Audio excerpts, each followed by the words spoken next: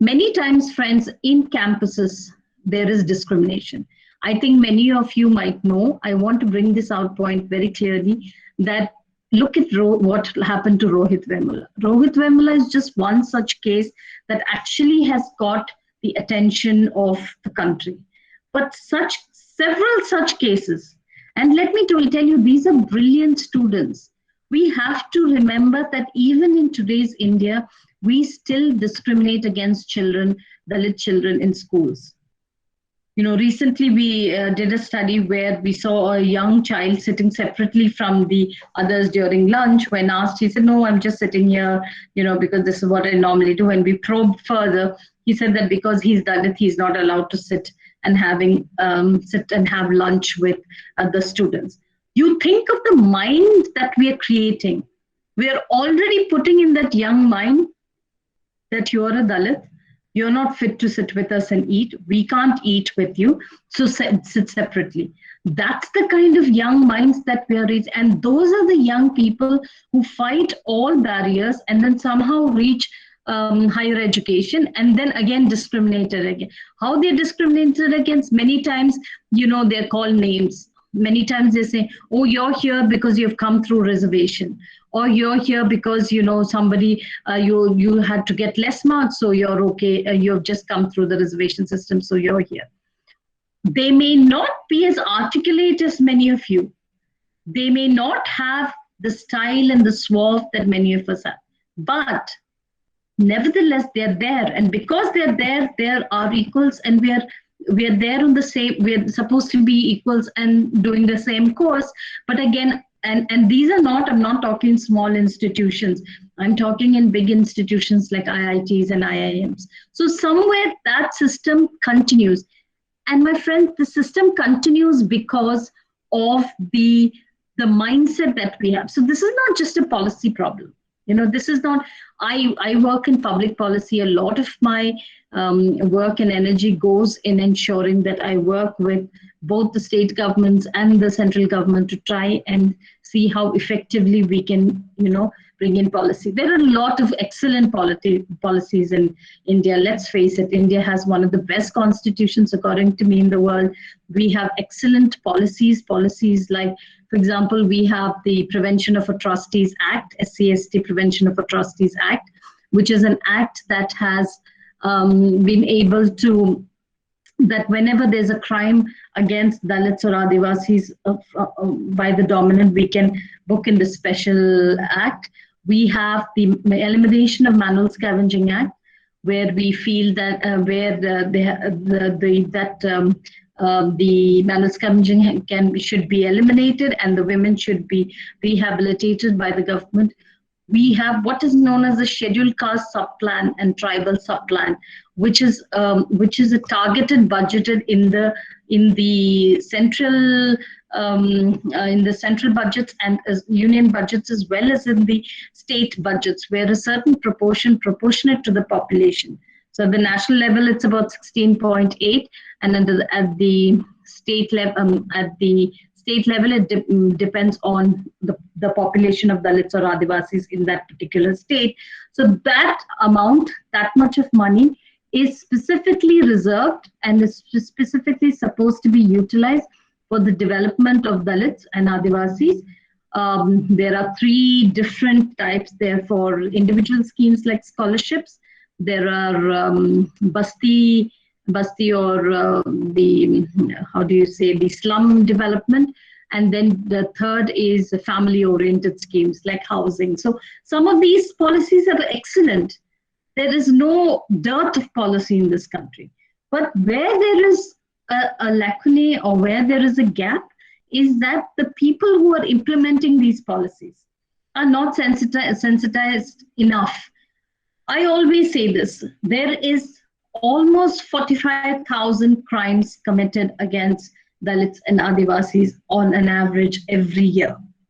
45,000. Out of this 45, I think last year, 2019, according to the National Crime Records Bureau, it must have been a little bit more, 48,000 or something.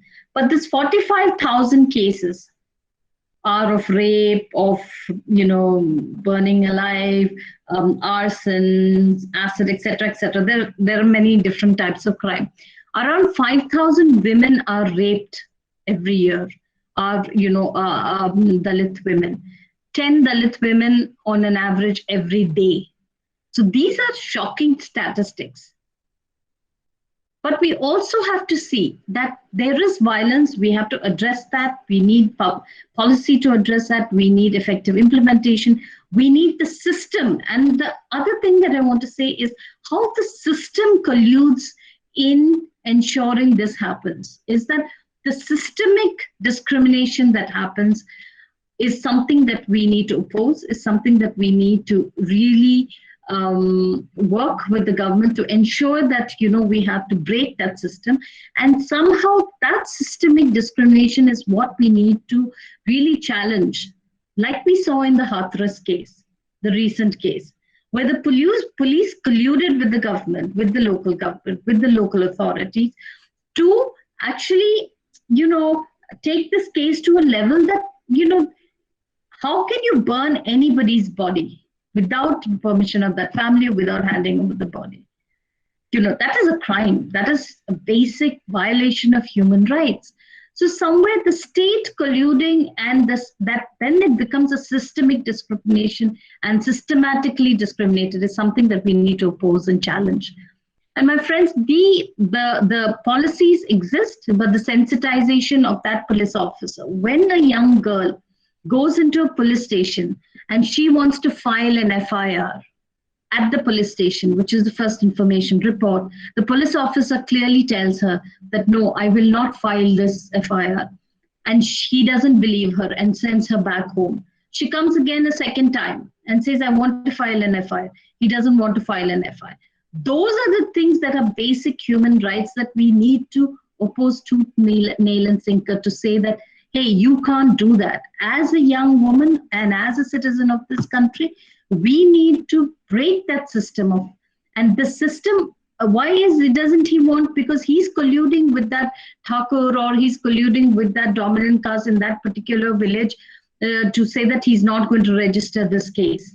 And then finally they'll file a counter case, or they'll pay the case off and close the case and shut it. So the culture of impunity is what we need to break.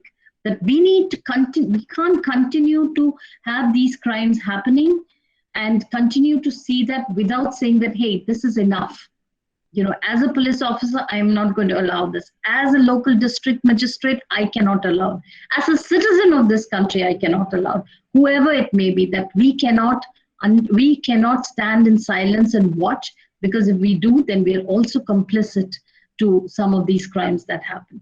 The final thing I'd like to say, then we can open the floor for discussion, is that in the absence of violence, if we look at all the human development indicators, if we look at housing, if we look at health rights, if we look at education, we can see that many of the Dalits and Adivasis fare much lower than the national average. What we need to do is we need to ensure that the state, it is because historically we have been marginalized, and we need to understand that historically we've been marginalized. For several decades we were not allowed to go to school.